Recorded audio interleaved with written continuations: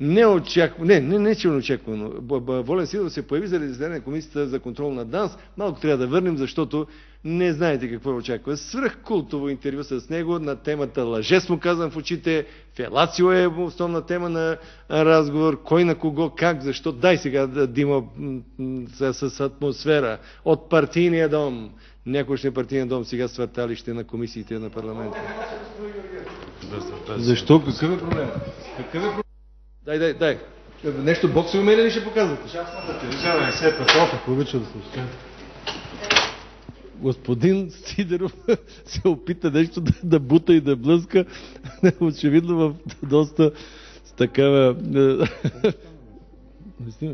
Да, в доста... Така, господин Сидеров не се опита, направо ме блъсна микрофона, ръката, нещо му беше станало, беше в доста напрегнато състояние, очевидно. Нещата имаха своето продължение с час и половина заседание на Комисията по корупция, където се обсъждаше сигнал на Лютви Местан срещу просветния министър. На просветния министър му се очертават сериозни проблеми заради разни там нарушения с магистърската степен на един човек. Така че втората серия беше след края на заседанието на Комисията по корупция.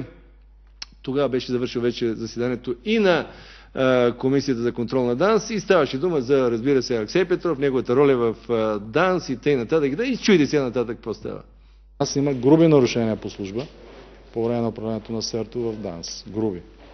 Те са, според нашето мнение на комисията, всички членове, между другото, без изключение, са така достойни за прокурорска намеса и за включително за наказателна отговорност.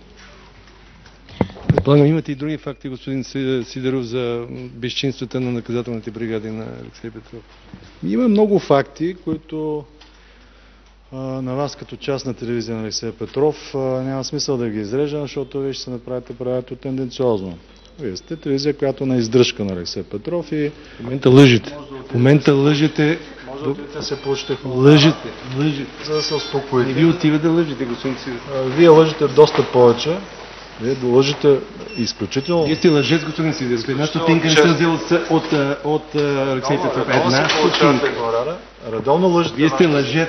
Редовно лъжете вашите зрители всяка вечер. И това е много сериозно престъпление. Много обществено престъпление. Вие сте лъжец, защото една стотинка не съм взел от Алексей Петров. Сега няма защо да се измъквате по този начин. Взимате в евро. Не и в евро не взимам. И в нито евро. Не ви отива по този начин да лъжете елементарно и гадно. И да се изсулвате така. Вас не ви отива Какво? Да бъдете солташак. Ето ли? На вас не ви отива да сте солташак и редовно да правите фелацио на... Господин Сидеров, повече ефирно време съм отделил на партия Атака, отколкото Алексей Петров, и това го знаете. С директното излъчване на вашите митинги и те събират, така ли е? Така ли е? Относно фелациото, кой на кого прави фелацио, нали знаете, че с много по-сериозно основание аз мога да кажа вие на кого правите фелацио вече година и половина. Нали знаете за какво става дума? Уважаеми зрители, това беше вчерашния ми диалог с човека, който крепи властта. Без него